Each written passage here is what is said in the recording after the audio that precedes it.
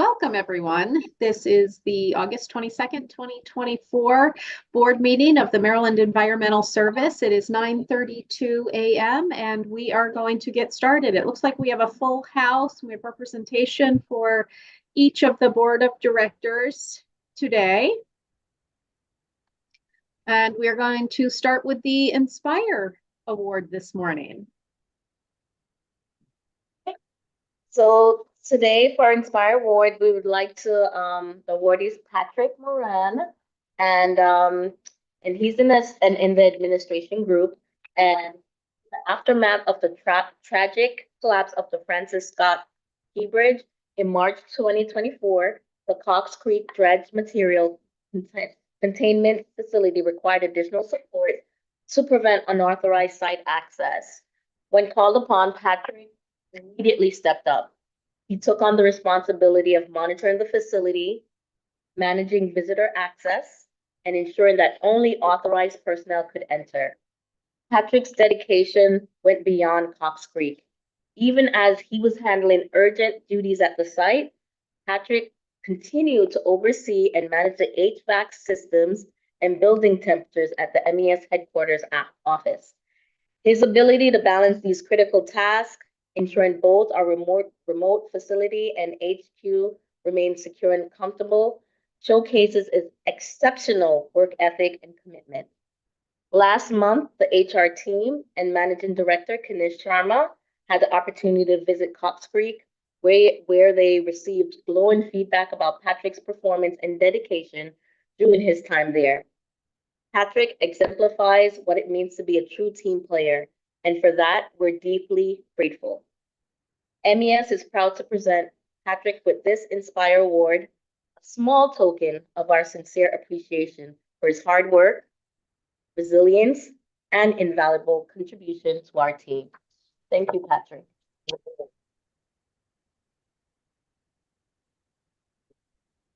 And if the board, please. Oh, we'll do a picture over here. Tiger's over there. I guess we'll come over here.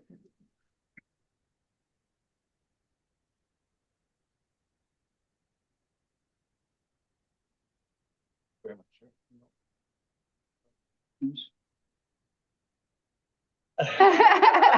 Smack him to get it.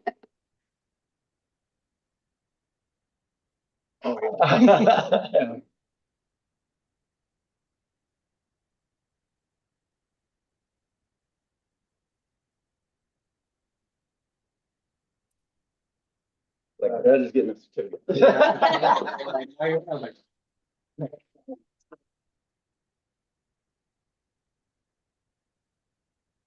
I just want to say the temperature control in our office has never been better. Oh, absolutely. Ever. How many years have we been here, Sean? 20 years. Years, and it's never been this good, ever.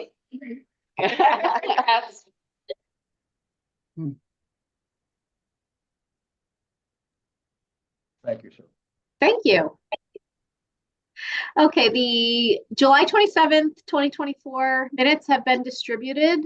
Are there any amendments, corrections, or any other comments offered at this time? And if not, we can approve by consent. And next up, we have our fearless leader, Dr. Glass, for the executive directors meeting, report. Thank you, Madam Chair. Next slide. So I won the competition again this month. You see two charges, one for hotel deposit for Mako, but $37.50. Mako charges will be showing up in the next month. As you see, a delayed MML charge, hotel stay for Deputy Pathetic, and gas for the pool vehicle for a whopping $970.07. But we are headed off to TriCon next week. This is kind of like the August, September, October zone for Deputy Pathetic and I for most travel we do. We have, just so the board is aware, we have TriCon next week, the Tri-Association Conference for water and wastewater operators throughout the tri-state area. And we have WEF coming up. So some of those charges, early purchase of registration have already appeared, but that is also coming up. I also, as a theme, want to mention fairly often when I'm doing something because it's in statute. Just for the 3 newer board members to know, when something has been spelled out in law, in state law, why I do something. So for instance, we are blessed to be the only executive team in state service that has to live stream, record, and report our expenses on a monthly basis. So this is a direct, this is laid out in statute for those that are new. And I'll mention several of my reports, several parts of this report that are really based on it being in statute now. Change 3 years ago. Next slide. Including what does the executive director spend his time doing, and why I list this external engagements sheet. We have some dominant funding partners, client partners. The dominant one being Department of Transportation, Maryland Department of Transportation writ large, with Maryland Port Administration being by far our #1 client for both operating and capital. So we stay in very close touch with the Maryland Port Administration, but also all those state agencies that you see there are direct fund sources and make up in FY23, 57% of our revenue that is from state service. So Maryland Department of Transportation writ large, within the Maryland Department of Natural Resources, engaging with the Maryland Department of Budget and Management. We had our capital meeting this last month where we were looking at FY26. So in the budget process, the way MES engages with Department of Natural Resources, Department of Public Safety and Correctional Services, and some of the other agencies is with DBM on capital budget and operating budget. So we are currently preparing the FY26 operating budget for most of the operations of water, wastewater, and some of the operations of environmental operations. Add to this is the Department of Service and Civic Innovation. One of our interns is actually going to spend the next year with the Department of Service and Civic Innovation, a 1-year-old agency in state government, and they did reach out for support for their climate core in this last month. Haven't heard from them in a couple of weeks, but MACO is a big thing for a lot of state agencies as well. I'll reach back out to them and see if they are still have an interest in some of our services.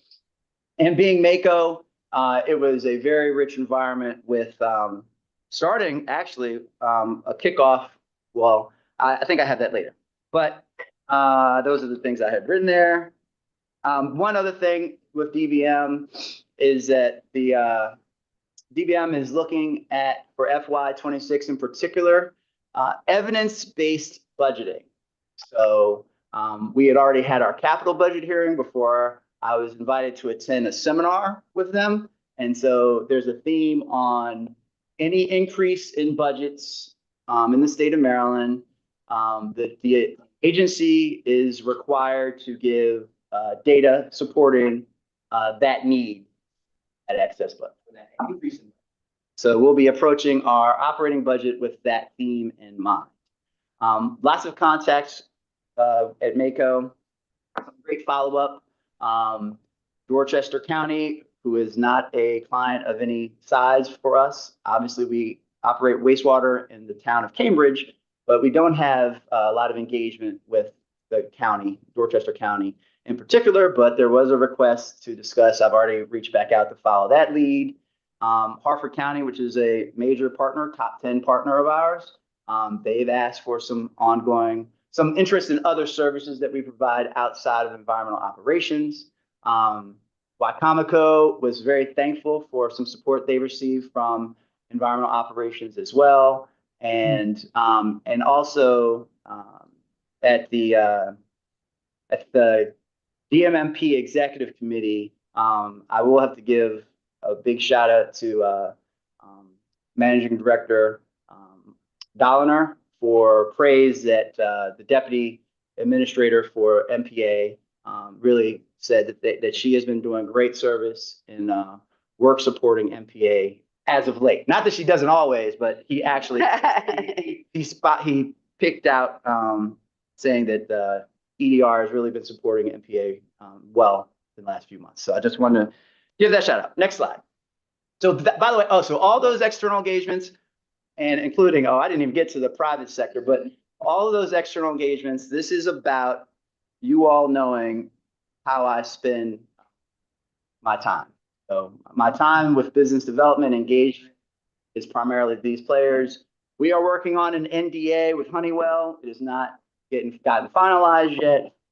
We are working on support to a new National Municipal Stormwater Association that is funded by EPA headquarters, the mothership, not regional. Had a great conversation with the Oyster Recovery Partnership. We continue to try to figure out a way to work with them. I signed with Mr. Patel last week our engagement letter with RSM for this year's audit. And so that audit he'll refer to it more, but that audit is getting kicked off for FY24. And SAS continues to be an engagement where actually their international total revenue is more than the state of Maryland.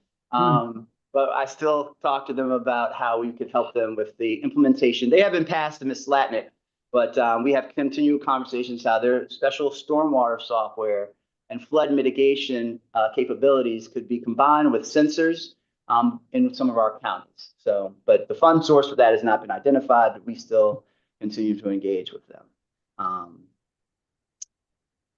And great site visits out to Western Maryland. Next slide.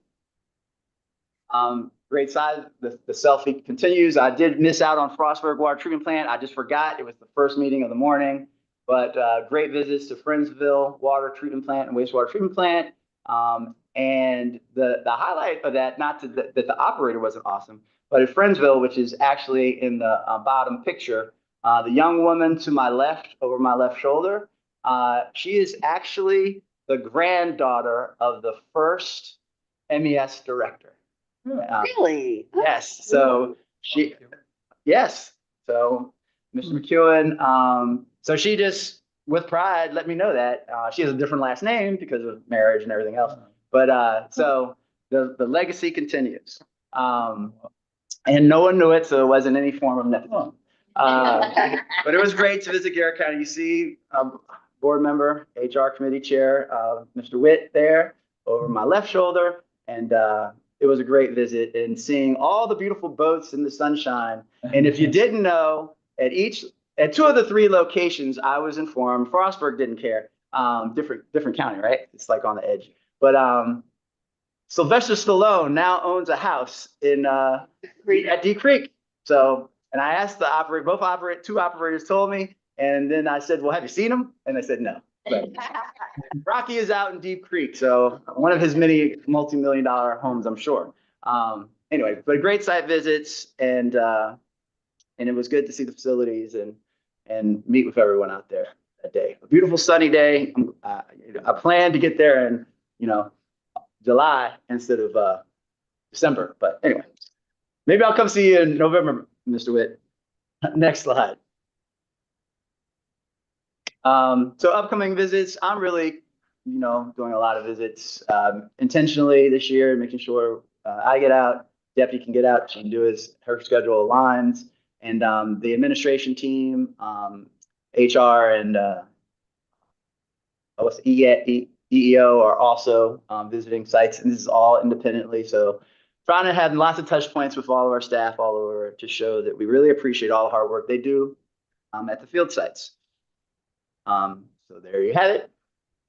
Forward to some in September. Again, all before it gets really cold and for the holiday season and legislative session kickoff.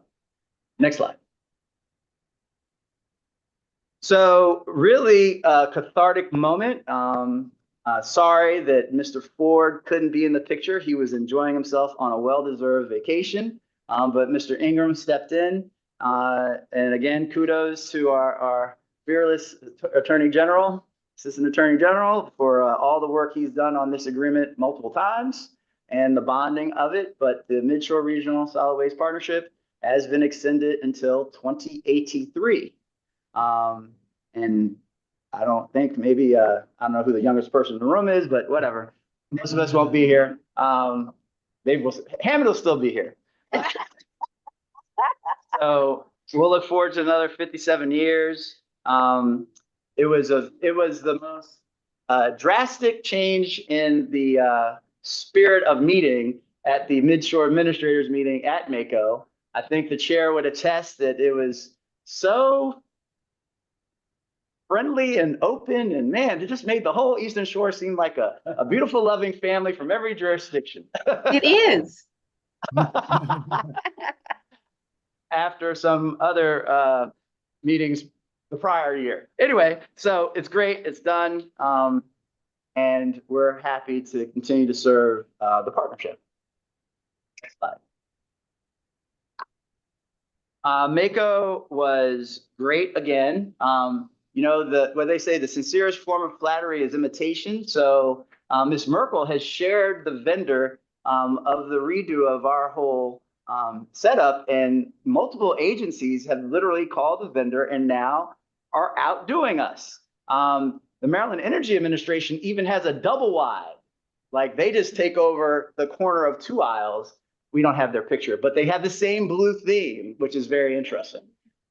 So we had a lot of foot traffic. We had a lot of engagement. A lot of meetings were set up, and we had a really positive and great engagement with Senator Van Hollen's staff, and we'll continue to assist. We had new slides. You see the grant slide, the grant page with a, I always forget the name of that thing. What's the thing called? You know, the thing you shoot. QR code. QR code. The QR code set up. Look at that. And look at Ms. Fuller. We also had one for EJ to the left of it, and there was a lot of good engagement. We had, we have 17 follow-ups. I've gotten through my 5 or 6, and government affairs and comms/grants are working through the rest of them. So we will follow up with every single and see if we get any productive development and contractual agreements from it. Next slide. Great School Drive, 915 items collected here at headquarters and at Cambridge Wastewater Treatment Plant. And Cambridge Wastewater Treatment Plant, they did get the supplies that they collected up to us, and we are delivering them to Baltimore City immediately. Slide. We really had the second year of our intentional internship program was it was just a raving success, I feel. We had a lot of great experiences. We had talks of not having too many things taking the students from their day jobs. But as you can see here, we had a formal welcome event, MES 101, and an introduction to all the managing directors and the assistant attorney general. Then we had a visit to Hartford Minerals repurpose, and then an intern team building with the water tower competition. It seems like they did better than the executives could, but that was just my team at the shows you the challenge of leadership. They toured the Fire Energy DevCo facility in Jessup. They had cybersecurity training and employee vehicle driving training, testing out our new employee driving training program. And then they gave their final presentations that were very robust. There were several complaints about the folks that had to be in the field. And I was impressed that one even commented on knowing that he had to be billable. So that was a very inspiring comment. That's really communicating concerns. And I am happy to report that, you know, the reason why I really feel like it's a raving success, although the young folks did say some of them define their careers and they may be leaving environmental space, but, you know, at least they got the experience and they know what they don't want to do. But we do have one master's candidate environmental engineer in water and wastewater that has committed to stay on part-time. And I'm sure Mr. Lipinski will do everything he can do to recruit her to start a long career here at MES when she finishes her master's degree. So that's the real intent of the program, to really recruit people to come and join us. And it's been successful in the first 2 years at accomplishing that. So I'm sure there will be other stories that I don't even know of other interns that stay engaged with us. And we are developing a fellowship program to really attract someone that can do a rotating management course. That position description is in development, and when we go out for advertising, the internship program, we will advertise for 2 fellows, one as an environmental engineer and one as an environmental specialist. But then we'll go through a 2-year rotating program they can be picked up by a group at any point in time, a billable group at any point in time. There's a vacancy if they match me. But we'll have a management experience, really a supervisory experience, learn the whole agency experience for 2 years. So that's being developed as we speak. Next slide. So in the theme of making sure that we're all on the same page, and I didn't change this slide from a slide that was created by communications a few years ago. Part of it was even helping me understand how MES functions. One thing that's not on it, as I was drafting this, one thing that's not on it is federal law. But we all recognize that federal law is above everything, even state law in our country. So when there are things that we see coming down, particularly from the Environmental Protection Agency and a lot of our operations, but even in labor law, starting at the federal level, we prepare to be responsive to that federal law. But the primary law, and Mr. Coleman has always made sure, hopefully you can see this, is our annotated code. We are in the natural resources first book, titles 1 through 7, and we are primarily in title 3. And so this state law is really where a lot of our mission, vision, and values comes from. Sometimes, not to say that those folks in 1970 weren't creative, they really just started with the state law and paraphrased to our mission. So our mission really is stated in the law, which means that it even sits above regulation or board resolutions or our policies and procedures that are promoted by the board. So and the board of MES, an iteration of it 4 years ago, learned that even though it says in state law, MES is a corporate entity formed by state law, the General Assembly and the governor can obviously change state law.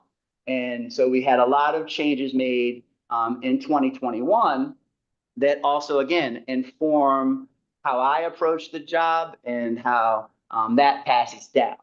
But one of the highlights of the state law is that MES is formed as a merit-based, performance-based organization.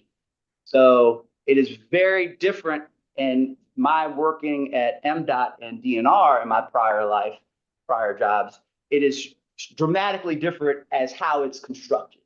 But then the powers after regulations, which we are going through a review of our regulations right now, every 5-year review. That document has been prepared. I don't think there are any changes. I haven't read it fully through yet, but if there are any changes, then we will make sure the board is informed.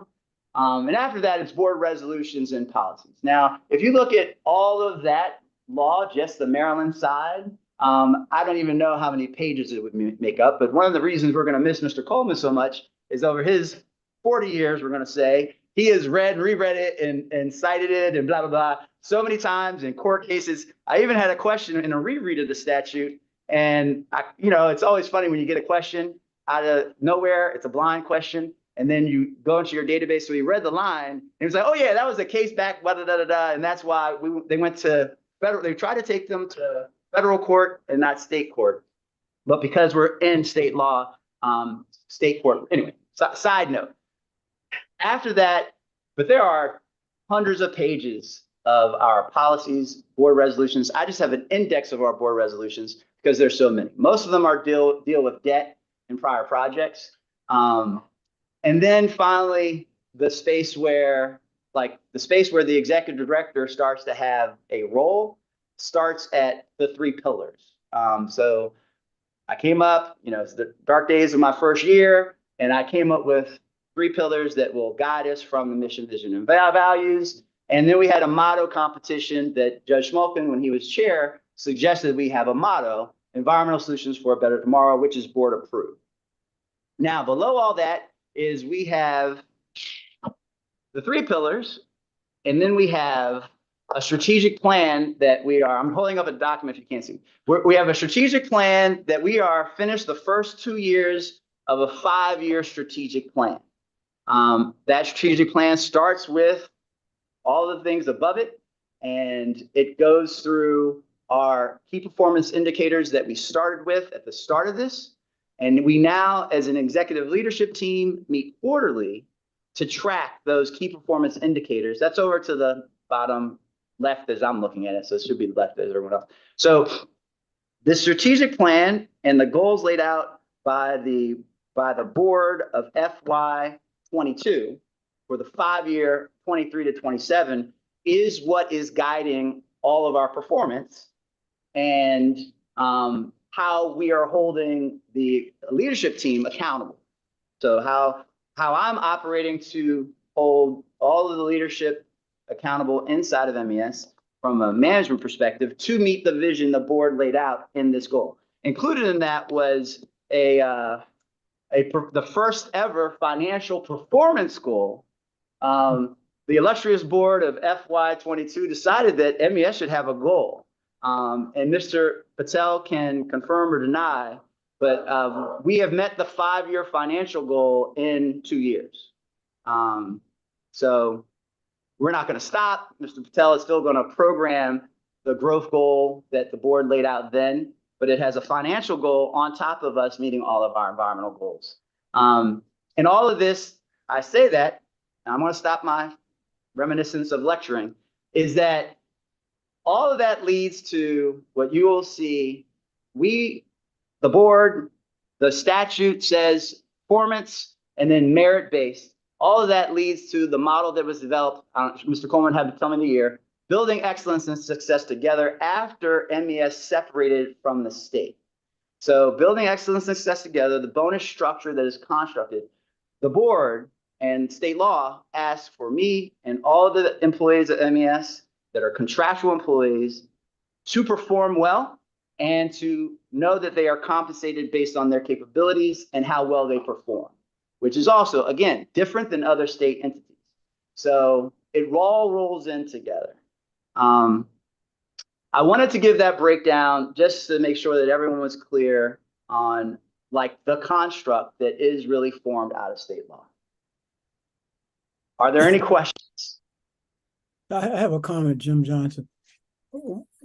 One of the things I didn't see consistently was the rule of the directors. In some cases, it appears so they were asked to help to develop it. Other cases, it appears to me it was just given to them as a matter of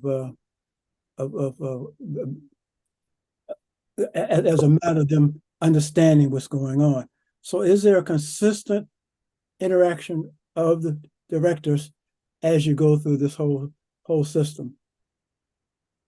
So, I mean, we can refer to board counsel has the most experience and knowledge of everything with the operation of the directors and the relationship between the directors and the executive director.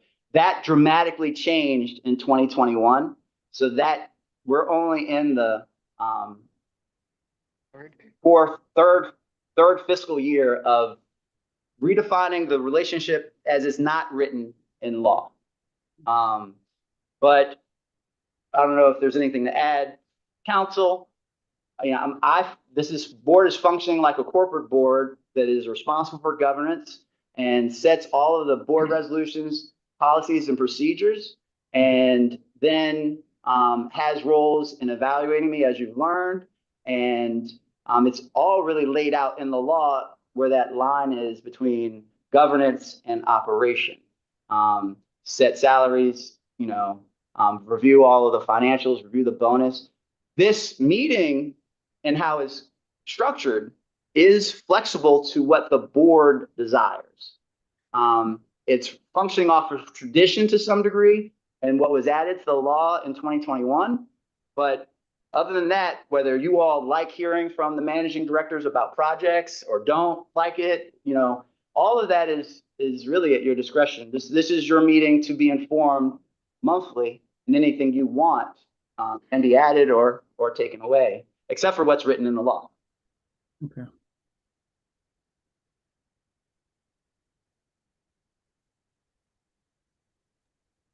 Are there any other questions or comments?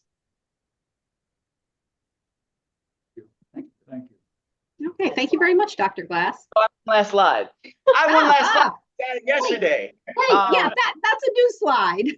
I don't remember whose idea it was or where it came from, but someone decided that it would be good for us to buy bibs and onesies.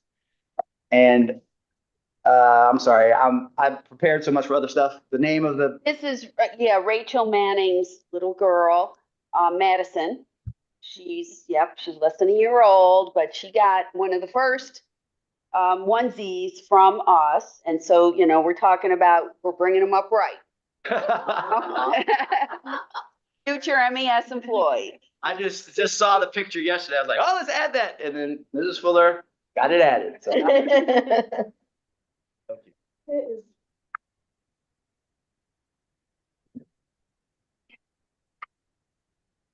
Quick.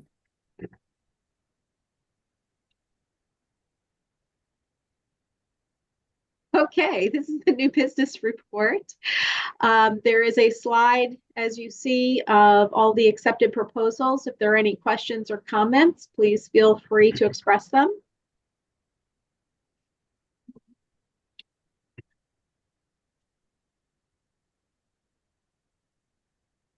Okay, thank you. And Mr. Patel, you are up next. Good morning. I'm presenting from home. I didn't expect to present from home, but I think 3 days of out-of-town functions with 300 people did it. So, I have a little sore throat, but I feel fine. But I want to just stay home today. The labor sales are growing steadily. For fiscal year 2024, we had a budgeted 39.9 million in sales. Our actual fiscal year 24 sales are 42.1 million. So, which is the increase of 9.04% over fiscal year 23 and almost 6% over budgeted sales. All the groups, labor sales has increased. As Dr. Glass mentioned, our goal from fiscal year 22 was to increase our labor sales by 4% per year. This year alone, in fiscal year 24, we have increased 9.04%. I don't have the figures for the last year in front of me, but that was almost close to that. So if we take those 2 years, we have reached 20%, which was the goal for 5 years, because Mr. Patel. 4% a year. Mr. Patel, can you hear me? Yes. The goal for FY 27 in the strategic plan was 41,683,000. Okay. So We already beat it. yeah. Okay. Yeah, I know we had a 4% per year, so you have the exact number, which is good. But yes, we are already at 42.1 million. So we already beat that. Thank you. All right, next slide, please. So here we are comparing fiscal year 24 versus fiscal year 23. The key factors in there. The labor sales are 42.1 million versus 38.6 million, which is an increase of almost 3.5 million. The billable hours has increased by 86,000. Every single category in this chart here the overhead variance, the fringe variance, working capital recovery, project variance, other income, all that contribute to increase in net assets, and it has significantly increased, resulting in our increase in net assets of 7,384,000. At the beginning of fiscal year 24, we have conservatively estimated that our increase in net assets, which is net earnings, will be close to 4.16 million. So we are way over our budget, but the budget was very conservative, and because of a significant increase in available labor, our net earnings is much higher. That net earnings of 7.3 million will be used for best pool as well as the contingency fund.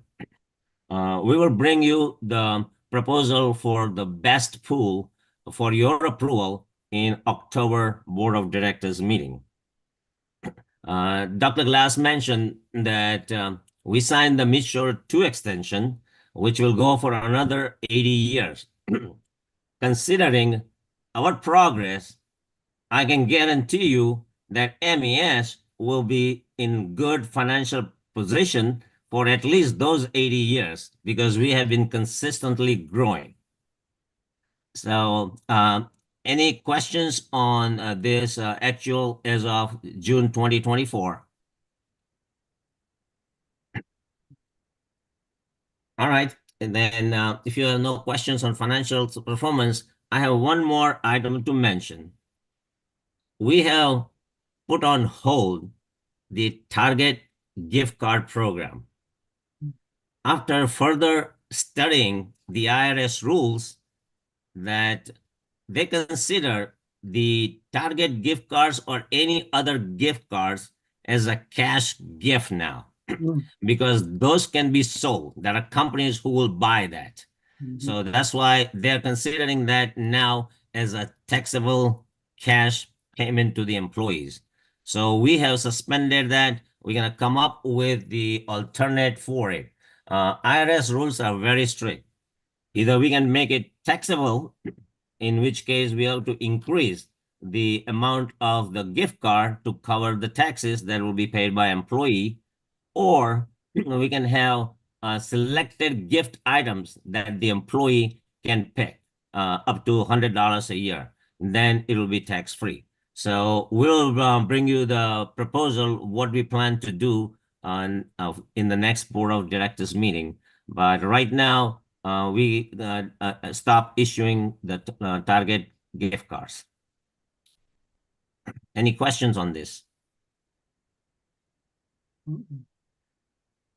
It's good All right. information. Thank you, Mr. Patel. And I am very pleased to know that the MES agreement it signifies a benchmark with MES. So. Okay, thank you. Okay, Ms. Patton, next up for Human Resources. Great. Good morning, everybody. The report you see here is from August 8th, but we did get some updated numbers as of today. We are at 3.05% vacancy rate with 25 open positions and 9 candidates are pending a start date. So we are looking in good shape. Great job to the managing directors, keeping those numbers low. And you can see at the bottom here, the list of interns. Almost all of the interns have departed for the year, except for the few that are staying on part-time. And we are beginning to plan for next summer. So we're really excited to continue the program. And this is our list of fall recruitment events. We are ramping back up now that the summer is coming to an end. So you can see we have several planned for the next couple weeks, including my alma mater, which I will be attending.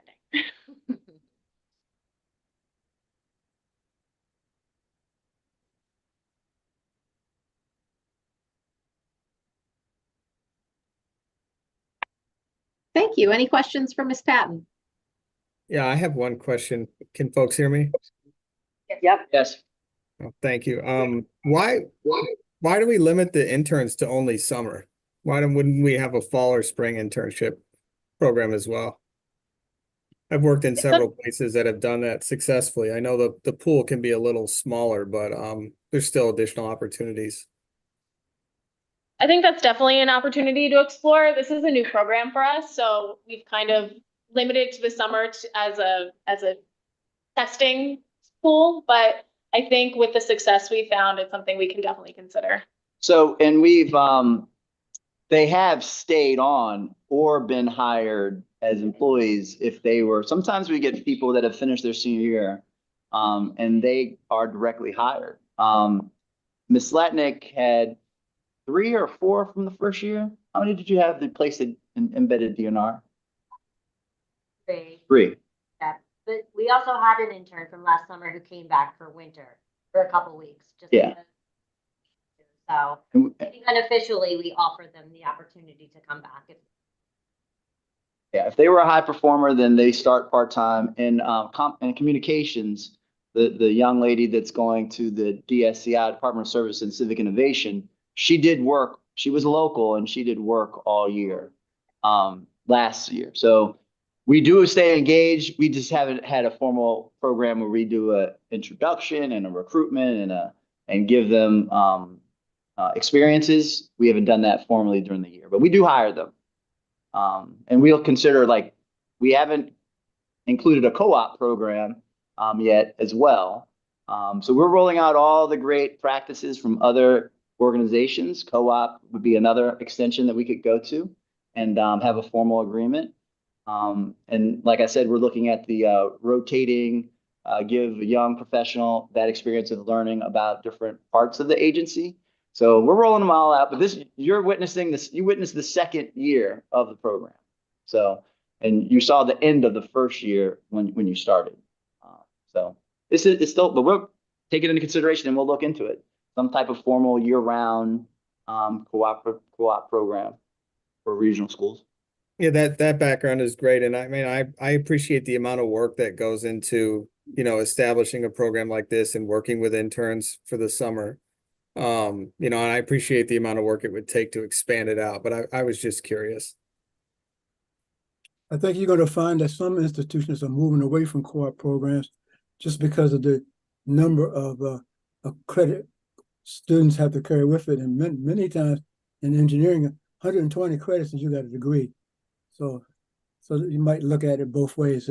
Is it as nice as it was when I was coming along, or has it changed in terms of it's being something that students and faculty want to do? We will definitely research it. Good. It's a wonderful conversation. Thank you for your input. Okay, I do believe we're ready for procurement. Ms. Condra, would you like to take it away? All right, good morning, everyone. The first item is from the administration group, HR, Human Resources, and the project is a short-term and long-term group disability and life insurance policy. This is a change order. The contract is Voya or Rilla Star Life Insurance Company, and the amount of this change order is $100,000, which revises the total contract amount to $2,627,748.91, and there's 0 MBE participation. We're going through the RFP process. We had to rebid this out, but we're going through the process. I think the pre-bid meeting happened this week.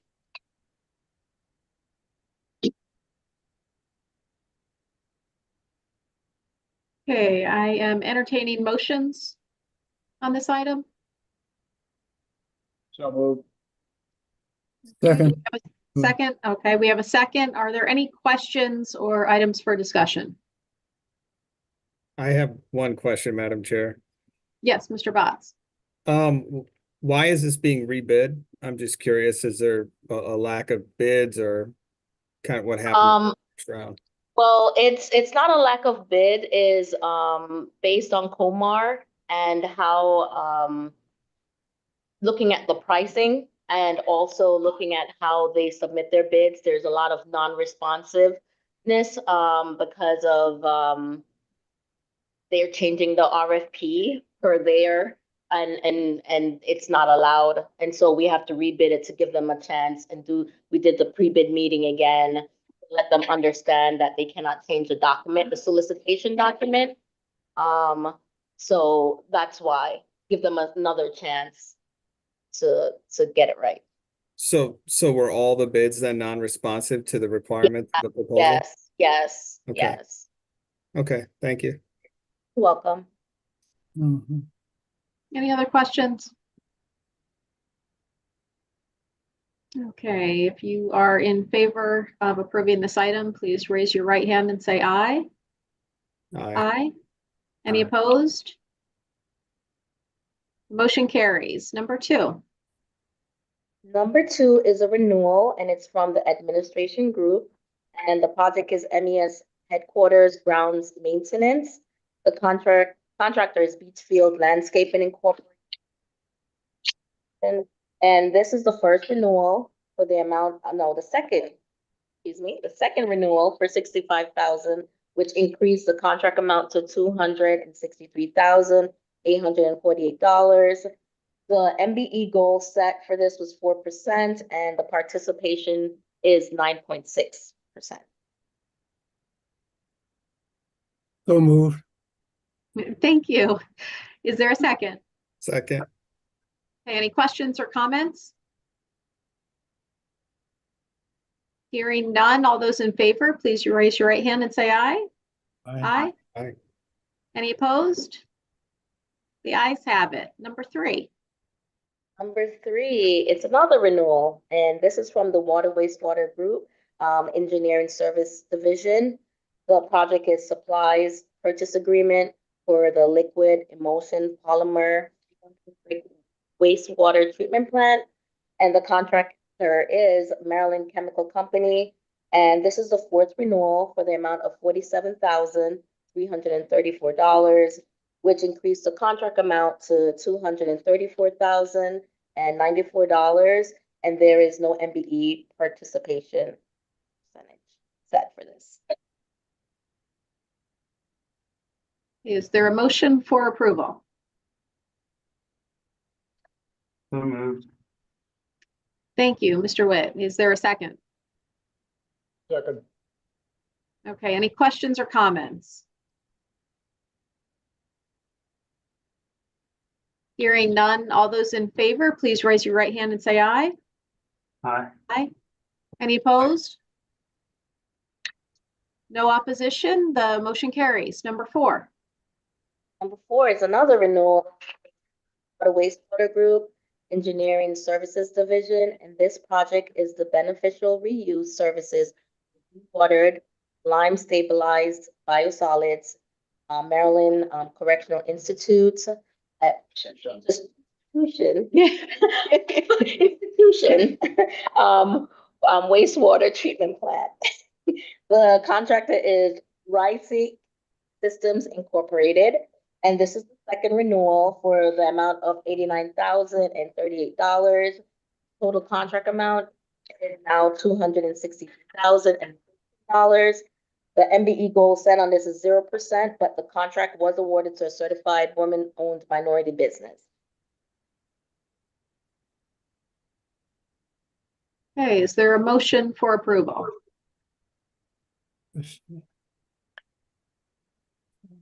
Dr. Johnson, was that you? Yes, that was me. Okay, thank you. Is there a second? Second. Wonderful. Thank you, Mr. Botts. Any comments or questions? Hearing none, all those in favor, please raise your right hand and say aye. Aye. Aye. Aye. Any opposed? The ayes have it. Number 5. Number 5, this is for the Technical and Environmental Services. Project name is Parkville Drainage Area C. And this was awarded to Rommel Klepper and Call LLP. This is from our short list, and in the amount of $282,786.94. and the MBE goal set for this is 29%. Very good. I believe Dr. Johnson motioned in favor. Is there a second? Second. Thank you. Any questions or comments? Okay, hearing none, please, if you're in favor of approval, please raise your right hand and say aye. Aye. Aye. Any opposed? The ayes have it. Number 6.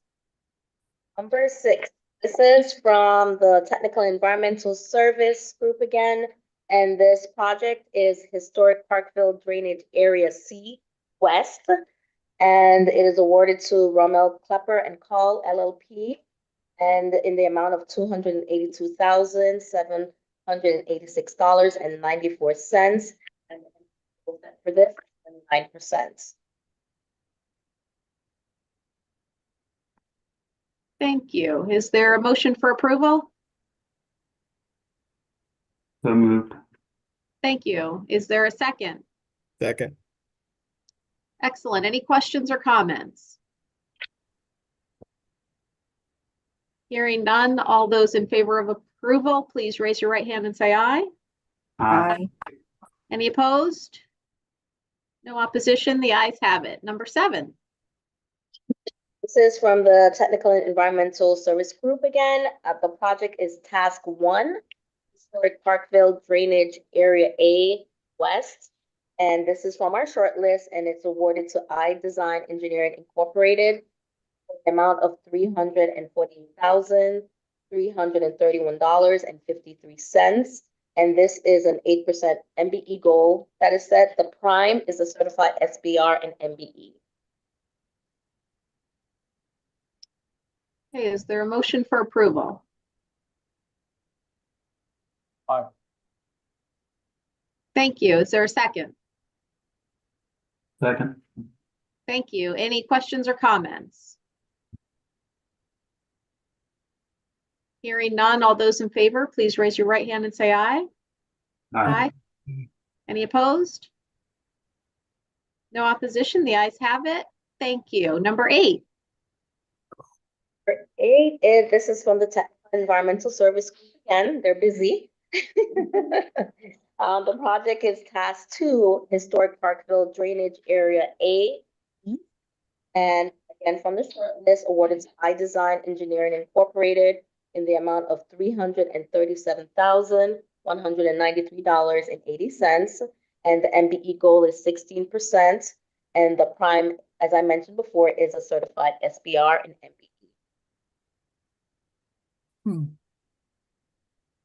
Thank you. Is there a motion for approval?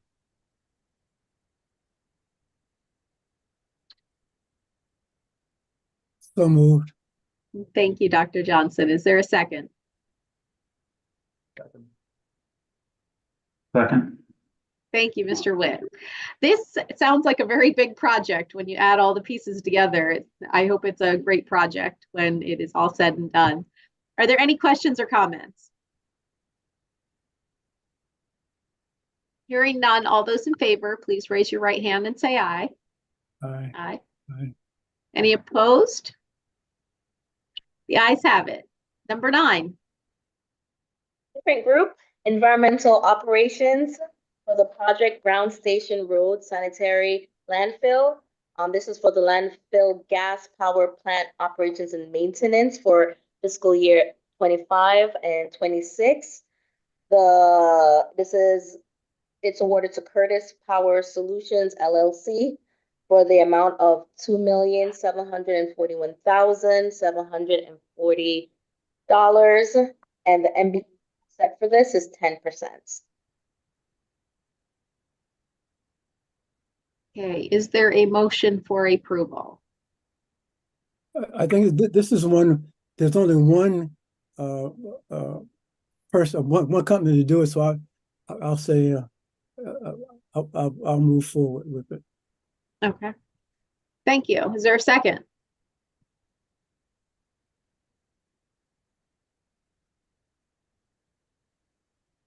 So moved. Thank you. Any comments or questions? All right, hearing none, all those in favor, please raise your right hand and say aye. Aye. Aye. Any opposed? Okay, number 10, we're getting close, Miss Condra. I'm counting down in my head. This is for the Environmental Dredging and Restoration Group for the project Masonville and Pops Creek Dredged Material Containment Facilities. This was awarded to BioSafe Systems for an amount of $396,000, and the MBE goal set for this is 0. We did perform a search, and there's no MBE to supply this product. Mhm. Okay, and I'm guessing there are no other contractors other than this one as well. Agreed. Okay, is there a motion for approval? So moved. Is there a second? Second. Mhm. Okay, any comments or questions? Hearing none, all those in favor, please raise your right hand and say aye. Aye. Aye. Any opposed? The ayes have it. Number 11. Mhm. This is for the Environmental Operations Group, and this is for the project Midshore Regional Solid Waste Facility. This was awarded to Carter Machinery Company in the amount of $493,136. There's 0 MBE goal set for this. We did do a search. No MBEs were found. Hmm. It's a one-time purchase. Okay, thank you. And I am going to recuse myself from this vote. Is there a motion? So moved. Is there a second? Second. Okay, any comments or questions? I have a question. Yes. What happens with the old excavator? Is it sold for scrap? Is it used for parts? What do we do with that when we're done with it? This one will be traded in.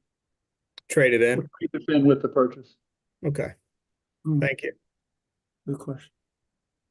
Really good question. Any other comments or questions, items for discussion? Okay, again, I am recusing myself, but all those in favor of approval, please raise your right hand and say aye. Aye. Any opposed? The ayes have it. Thank you very much, Ms. Condra. Well done. Welcome. Mhm. We do have 2 pages of procurement notifications for your viewing pleasure. If you have any questions or comments, please feel free to express them.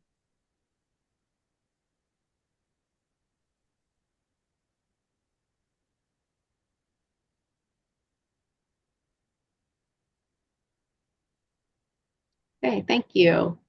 Next up on the agenda is the legal report by Mr. Coleman. I just wanted to follow up on Dr. Glass's presentation earlier. He mentioned the regulatory review efforts, and MES has just started that effort. There is a provision in state law that says that any agency that adopts regulations has to periodically go through the process where they determine whether or not those regulations are still required or whether they need to be updated. It's a multi-month process. Most agencies that have regulations that affect how individuals outside of government are supposed to act. For example, environmental regulations. In our case, just about all of our regulations deal with how the agency has to act. So the model is a little bit different, but we still go through this process. At the end of that process, if their agency staff make a determination that there needs to be change to those regulations, then those would be presented to the board for approval. That is one of the actions in the MES Act that is specifically required by the board, which is the board must approve any regulations that the agency adopts or amends. So you'll be hearing, I'm sure, periodic updates on that effort, but the actual regulatory change process won't come next year.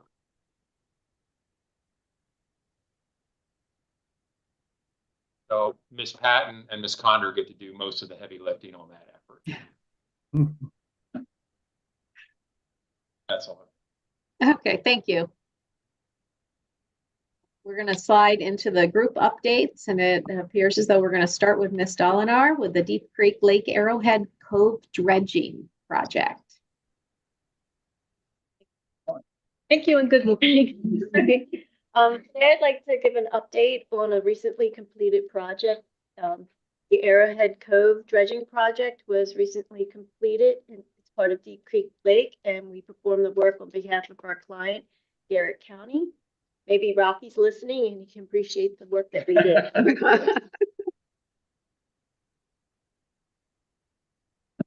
Garrett County received funding in the amount of $2.2 million through the Maryland State Capital Funding and also from State Lakes Protection and Restoration Fund.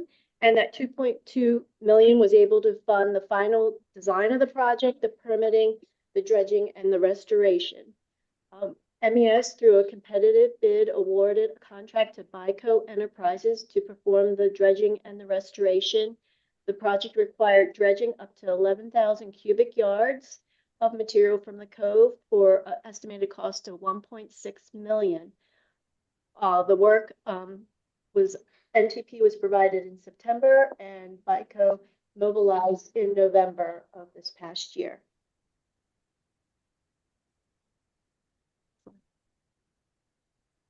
The contract required the work to be performed in the dry. So as part of that, the contractor installed an aqua dam, which is actually just a large double-walled waterproof tube that's inflated with using water, and the weight of it depresses to the bottom of the water body, and then the body of water where they want to dredge remain dewatered while they do the work. Also required by the permit, all work in the cove area or lake had to be performed on wood crane mats. That was one of the more expensive portions of this project. So it proved very expensive, but effective.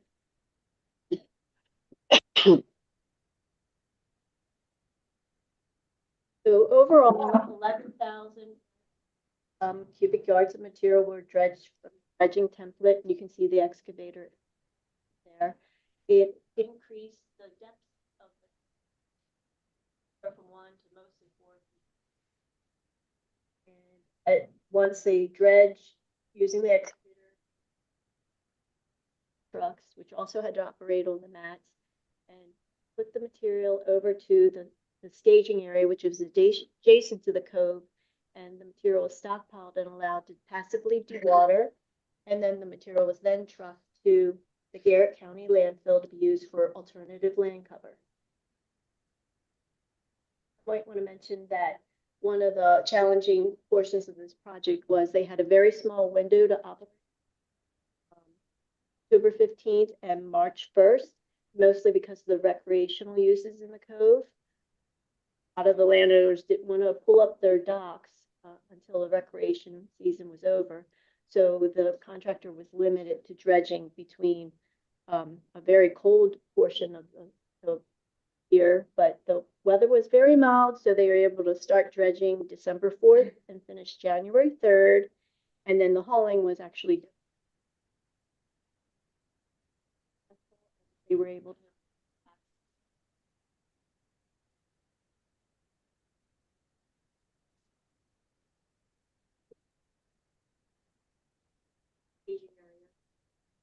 area, grading, reseeding, and installing some trees. And then also there were some habitat enhancements that included rock clusters and submerged aquatic vegetation plants.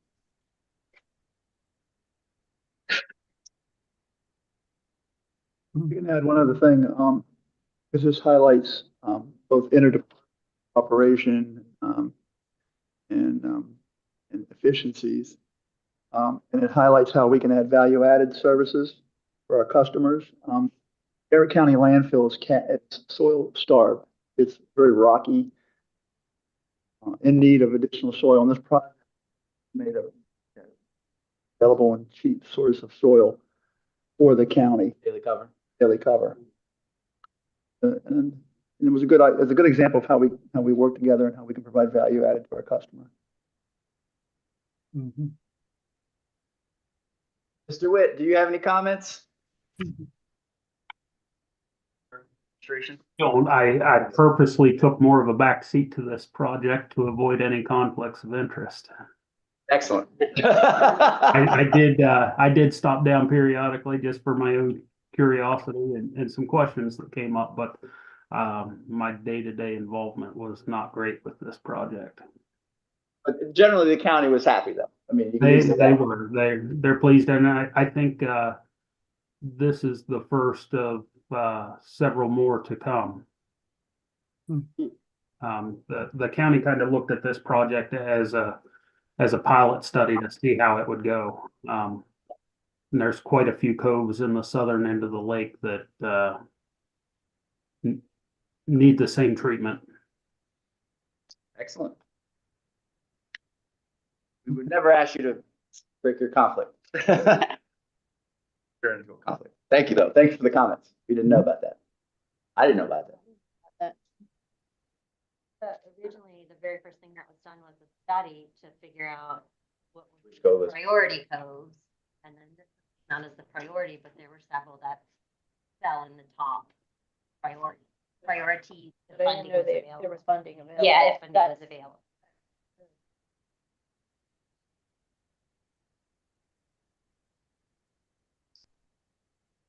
Okay, thank you very much. Ms. Slatnick, you're up next. Thank you. We've been told we have to move the microphone, so if I'm booming voice, that was the point. Okay. So TES has a very wide range of services. We're a little bit different than the other three operating groups because we have such a variety of projects and a variety of staff. And today I'm going to highlight a task that we have with State Highway Administration for public involvement services.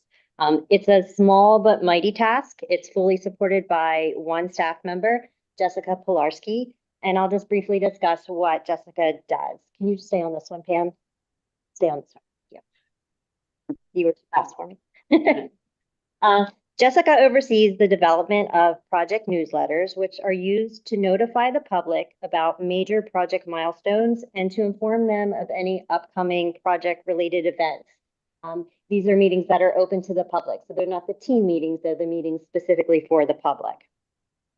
Currently, Jessica's working on Maryland's 650 Pedestrian Safety Action Plan project, which is in Montgomery and Prince George's counties. She helped identify stakeholders, develop the public involvement plan and the project newsletter. She was also in charge of planning the upcoming September public informational workshop. For this particular workshop, she's reaching out to places of worship and schools in the project area and providing information in both English and Spanish due to the high percentage of Spanish-speaking residents in this particular area. Thank you. One of the key services that Jessica provides is planning the public meetings for SHA. The public meetings are an important tool that help the projects move forward by informing the public on what to expect, and then also helping SHA avoid surprises if there's any public controversy that could potentially delay the schedules for the project. The public meetings allow SHA to get the public's opinion at multiple points during the project, and then also build support for the project at different decision points. It helps inform the decision makers at SHA, and most importantly, it empowers the stakeholders who are the ones that need to be able to understand the improvements in their area and understand how they can ask questions. And before you can have an effective public meeting, you need a good public involvement strategy early in the project. Jessica starts each outreach project with a public involvement initiation meeting when a project is assigned to her. In this meeting, she identifies the best way to approach public outreach since every project and every community is different. She likes to know what needs to be done to reach the audience. She works to understand the stakeholders and identify their needs and concerns ahead of time so that the meeting is purposeful and answers their questions with valuable information. One element that Jessica uses at these stakeholder information plans is to make sure that the SHA team knows who the stakeholders are, knows who they are so that they can always be involved. Once the stakeholders are identified, Jessica helps the team to develop different outreach approaches, which are appropriate for different stakeholders. There's many different levels. Sometimes you can have a project that just needs information that goes out to the public about a temporary detour, or there can be other types of outreach that require months or even sometimes years of collaboration with community groups to get to the desired project outcome.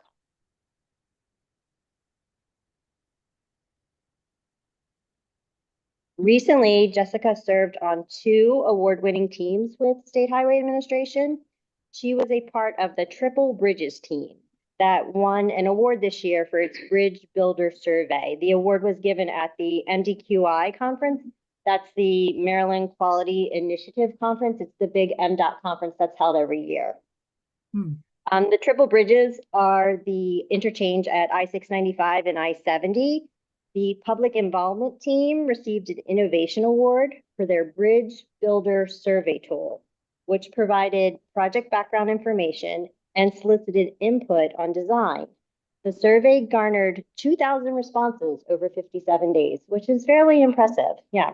It gathered valuable feedback on the bridge aesthetics and any environmental or safety concerns from the public. And then in 2023, Jessica was part of the Maryland 90 Corridor Study Team that was awarded Team of the Year, State Highway. The Maryland 90 Corridor Study evaluated the corridor between US 50 and Maryland 528, which is Coastal Highway in Ocean City. Jessica was the public involvement lead for the study, which assessed traffic operations, safety, pedestrian and bicyclist accessibility, economic opportunity, and emergency evacuation. The study was designed to help SHA identify the needs along that corridor and to develop conceptual solutions and improvements and recommend strategies for development of the project based on the input from the stakeholders, as well as the environmental agencies and just the general public. That's all. 2 awards, that's all. Well, thank you. That was very informative. Mr. Ford? Over so you can hear me now. It's loud. That's the mic. Yes. Thank you. I'm going to talk this month about Upward Waste Disposal Center and the services that we offer Hartford County. In private industry, one of the ideal models for any marketplace in the solid waste business is vertical integration. It's a model where a provider can use economies of scale and provide a full range of services that are all internalized in any particular market. And it allows them to basically maximize their return to their shareholders and to provide an efficient set of services to their customer. In the public sector, integrated solid waste management serves a similar function. In a public setting, a fully integrated set of solid waste services allows that municipality service to value out of economies of scale, to utilize shared services, currently for HR, for safety, or for science. It allows them to provide efficiencies in their operation, including transportation, shorter hauling distances, because you're having everything at the site. And as important, anybody's familiar with environmental law, CERCLA, it allows them to control their liabilities because they're internalizing disposal from cradle to grave. So it's an efficient model. It's not always followed in any public service, but But we're fortunate enough to be able to manage that set of services for Hartford County.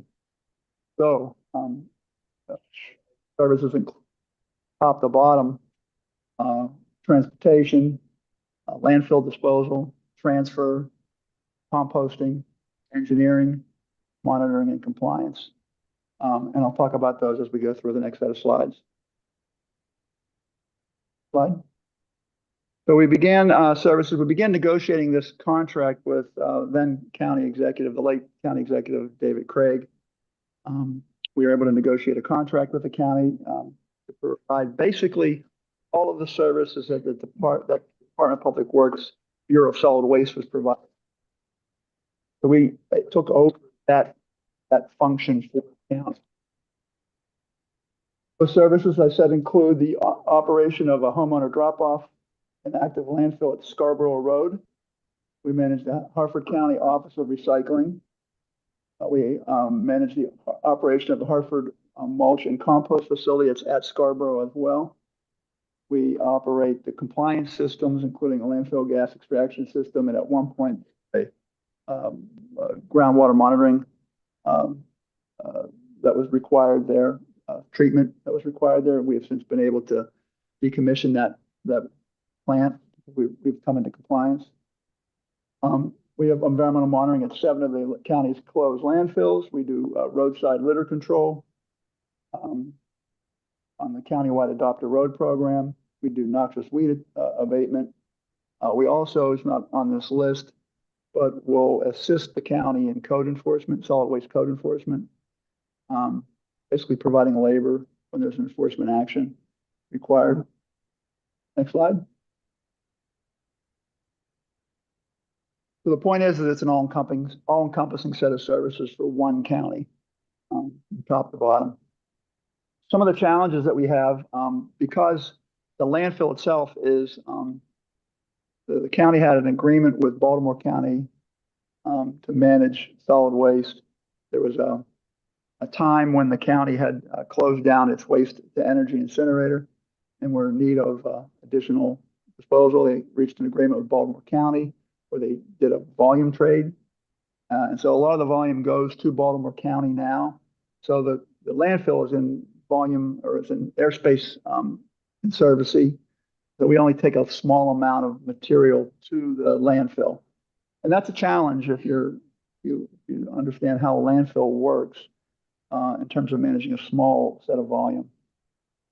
In the last few years, landfill gas management and PFAS have risen to the top of the list of concerns in terms of managing these services.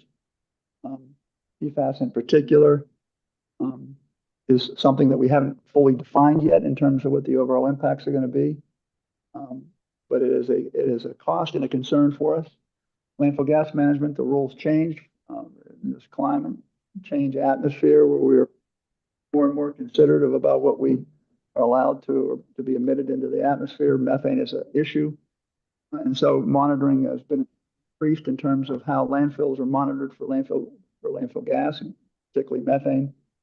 And that's been a challenge as well across the board for us, not just at Hartford County. And then at this site, we have to manage leachate in a changing climate as well. We're getting more and more larger storms. We have a limited amount of storage there, so it requires a hard look at how we plan in advance the storms, how we monitor them, how we plan in advance to be able to manage the volumes that we're seeing. And the way we do that is real-time data on storage capacity. We're constantly monitoring where we are. We have contracted with outside hauling as well as our internal hauling to provide elastic hauling resources plugged in when needed. And then we've optimized our fill plans. It's a small volume, that's difficult to do because you have to open up a larger area, but the areas that aren't being filled will generate leachate faster. We optimize our fill plans to reduce the amount of leachate generation. Next slide. They provide environmental monitoring for the site. It's interesting if you see the bottom slide, that's the new PFAS monitoring. It looks like Tyvek, but we can't use Tyvek because Tyvek contains PFAS. That's actually a cotton coverall. And the reason why we have to protect is that the levels are in the parts per trillion. And so we can't have any outside contamination that would impact the results. So we have to sample for PFAS in a very specialized and controlled way. We began that monitoring in 2025. We also monitor one EPA registered site. It's a Superfund site. It's not a full Superfund site in its own right, but it's still monitored by the EPA, and we provide that monitoring for the county. And then again, we still have one other groundwater treatment facility system that we're working. We had shut down or decommissioned one other one. Next slide. So landfill gas regulations, as I alluded to earlier, changed in June 2023. There were new regulations for landfill gas control. MES used a gas monitor to basically sniff the surface. Probably a harsh way to describe that. But it requires that we walk the site in a very controlled grid. It's the young man doing it. He's in great shape. He walks miles and miles and miles a day to be able to perform this monitoring. We are looking on the long term at possibly using drone technology to help with that task. But at this point, it's still very much manual labor. The requirements also require that we stack test our flare to ensure it's achieving 99% methane destruction. And that's testing is in the bottom slide there. Next slide. The future improvements. We are in the final sections of a 10-year paving plan that was completed. Over 18 acres were paved. It was $2.24 million that were invested in that plan. And we're happy to see that completed. On the horizon, in the immediate, we're looking at the possibility of converting the existing windrow composting system to an aerated static pile system, similar to what we use in Prince George's County. That system will allow us to reduce the amount of footprint we use. It will also increase much more efficient, so we can compost a lot quicker. And there are many other benefits. We don't need to cover them entirely here. We'll save that for another presentation on aerated static pile composting. But it will allow us to include food scrap composting in the long term, which is something that just about every county is looking for. Food scrap composting really relies on getting food scraps out of the landfill. It helps us with methane generation. It helps us with volume. And it provides a resource that would otherwise be landfilled. Slide. And then we manage the Hartford County Office of Recycling. Andy Doring ably assists the county in this function. It's maintaining a social media presence in the county. She also works with schools and businesses in the county to increase recycling efforts. There are programs that in the county where they've go in and they've actually rewarded businesses for improving their recycling rates, green awards in the county, and we help with that. We work with them on their annual March Mulch Madness, when they give away mulch to their residents, similar to what Prince George's County does. I want to add that the Maryland Recycling Act requires the counties report their waste diversion rates. And in 2016, Hartford County was at 41.21%. As of 2023, they've improved to 53.33%, which is third in the state. So it's a double achievement for a small county.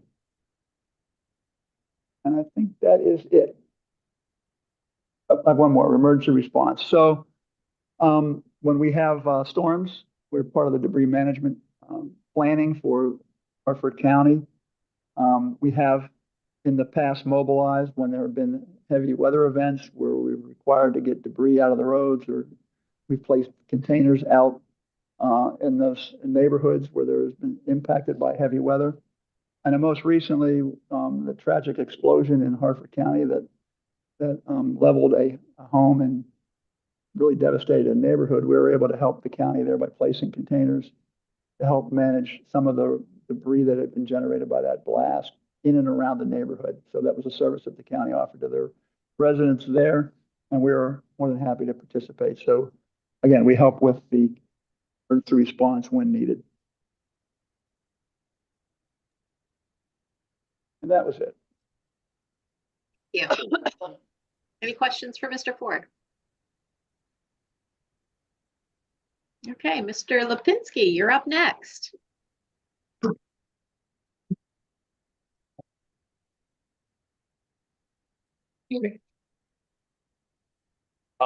So real quick, this was supposed to be a presentation by Ezgi Verdugla. And unfortunately, I scheduled her to be in Garrett County today. I'm going to take over the reins on this one. This was an opportunity we had to kind of control our own destiny. And with CoSmart, just in case there's anybody that's not totally familiar with it, CoSmart means a construction practice in which preliminary planning, siting, design, construction, operation, maintenance, and repair of a structure or highway facility avoids, minimizes future impacts associated with coastal flooding and sea level rise inundation. So back in 2020, 2014, there was a law enacted for the Maryland CoSmart Council.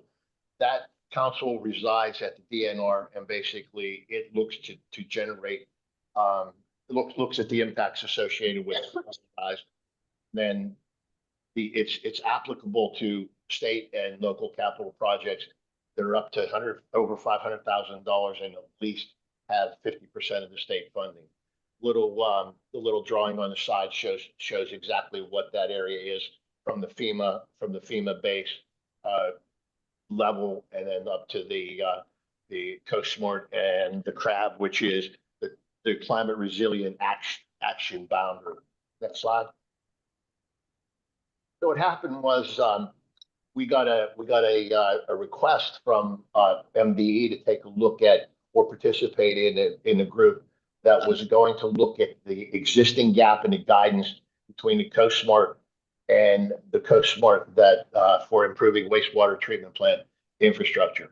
And it just happened that Ezgi was working on a project down at Point Lookout State Park, which falls under all this pretense. So it's kind of one of those situations that it's an opportunity to control our own destiny. So with that authorization, we became one of the partners to go ahead and take a look at the different things that were going on in the CoSmart, and then tailor some of those towards what was going on with the wastewater treatment industry. Next slide.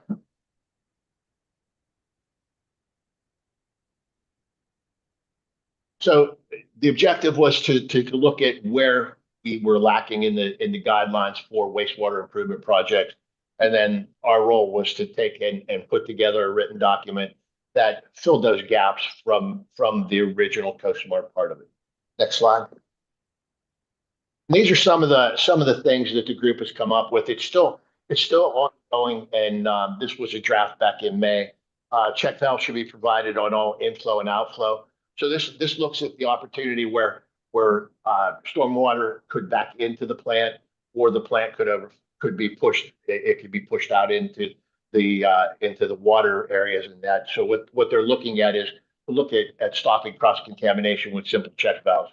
Another thing was manholes located in the CRAB area would be elevated above the CRAB elevation, and then watertight manhole covers from both sides. Obviously, it keeps from the extra I&I potential to flood the facility.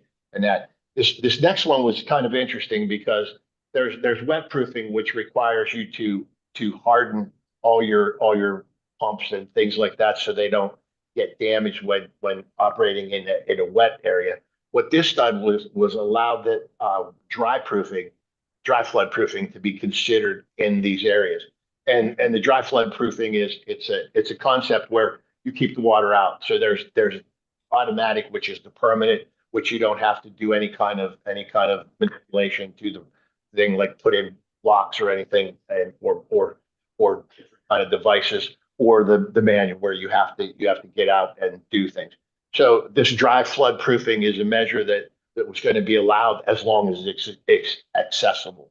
Again, the permanent / automatic is something that doesn't need anything. And then the manual is there has to be an intervention. So they're looking at that. And this dry flood proofing was available. And they're saying it's available in all the areas except the zone A and the zone V, which are the zone A is a 1% flood chance over on a regular basis and a 26% flood chance over a 30-year period. And then the V is a hurricane type atmosphere from that perspective. So the beat goes on this, and Ms. Heskey will just continue to work through this until the final document comes out. Again, it was a great opportunity for us to participate and do a little bit of control of our own destiny, because with the DNR properties we have, there's probably going to be a lot more of these that we encounter in the coastal smart / crab area. That's it. The GIS group helped build the app years ago. Oh, yeah. Yeah. All right. Okay, thank you very much. Appreciate the presentations from the four of you today. We now have new old business. I don't know if anybody has anyone that they would like to contribute at this point.